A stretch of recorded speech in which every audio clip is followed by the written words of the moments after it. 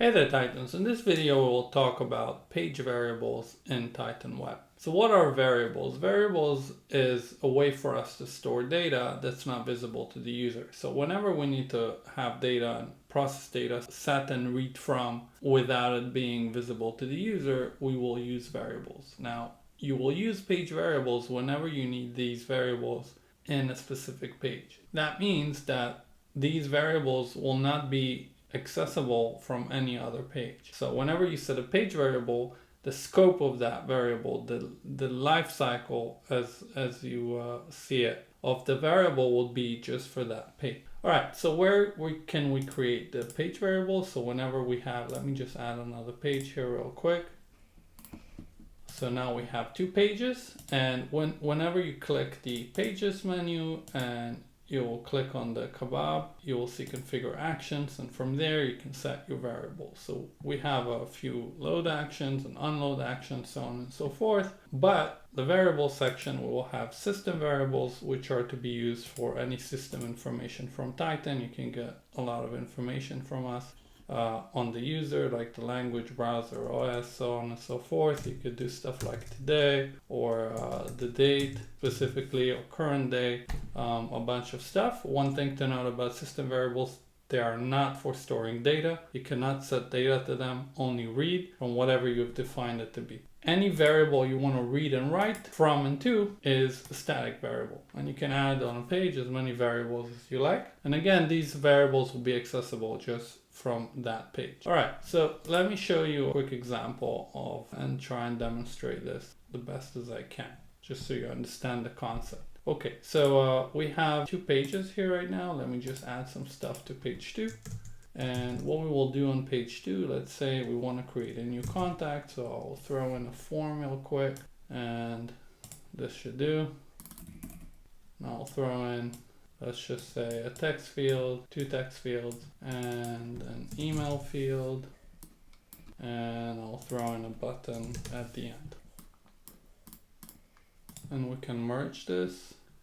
And let's put the button in the middle. Perfect and great. All right, what this form will do is create a new contact. And I want to use this form, I want to use this page to create a new contact from another page. I want to pass an account ID to it, and I want to create a contact for that account ID, and then close the page either through a modal or navigate back to my first page. So let's say this is first name, and this is last name. And obviously last name needs to be mandatory, but we'll keep it as it is. And what I will do here is go to my page, and I can create a variable from shortcuts as well. And what I want to do here is add the page variable for the account ID.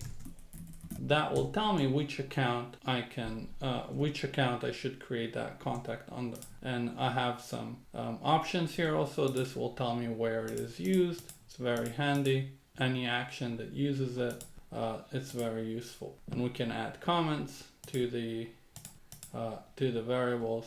That's really helpful if it's doing a lot of processes dependent on it. Very cool to add comments.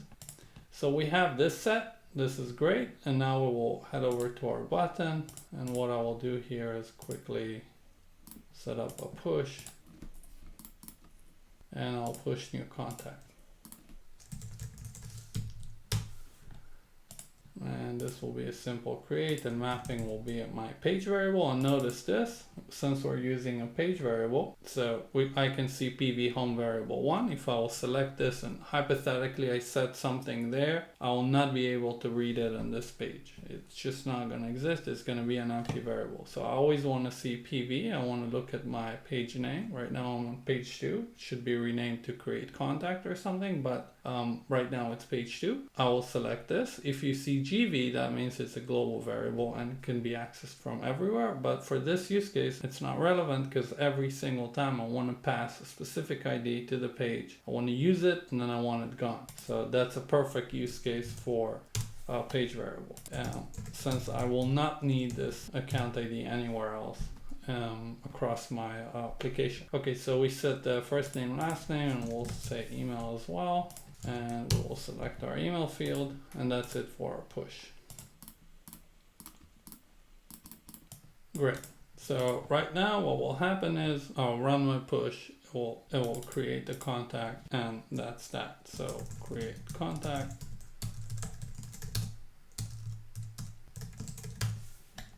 And great. Now, how will I populate this? So there is a few ways to populate a variable. You can set a variable from a URL, but in our use case, obviously we'll set it internally from within Titan. So let's say I will bring a table accounts here, and I'll say accounts, 20 records, don't want any conditions.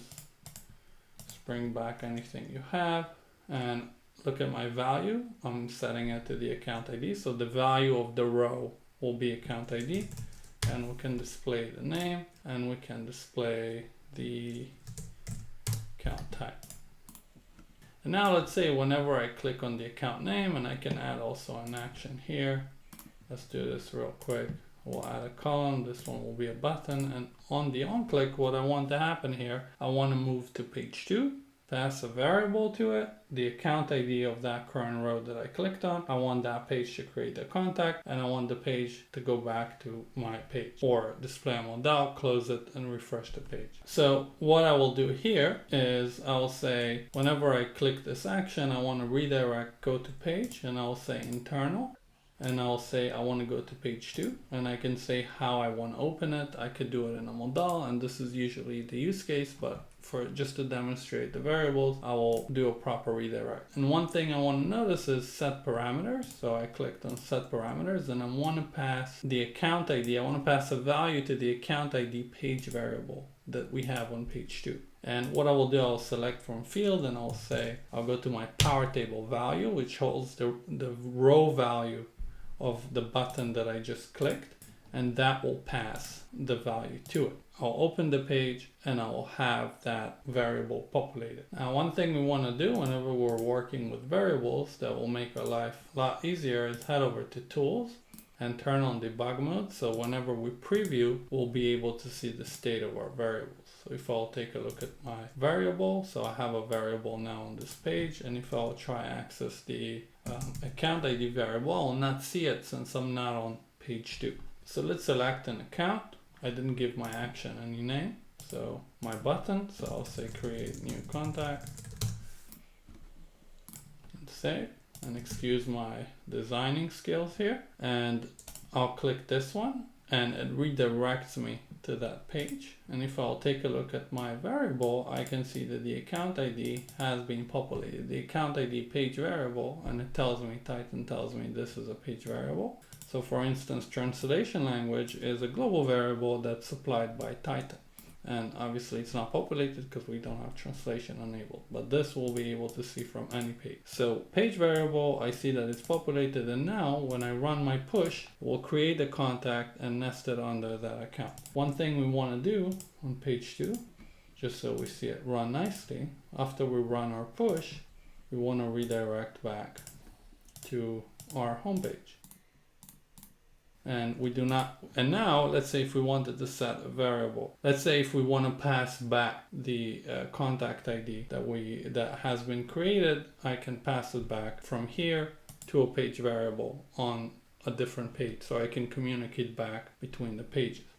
Okay, so what I want to do here is just do a simple redirect and internal, and we'll do home page and insert.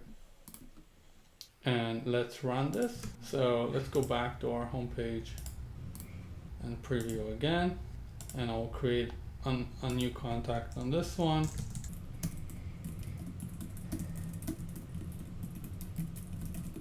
Now we'll create the contact in Salesforce, redirected me back. And if I will redirect again with a different account ID, my page variables will be repopulated. And this is what is important to understand, that we want these variables to be available just whenever the user is on that page.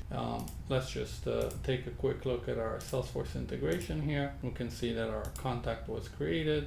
And if I'll log in here real quick, we can see that our contact was created under the correct account, and everything is working great. And this is how it's done.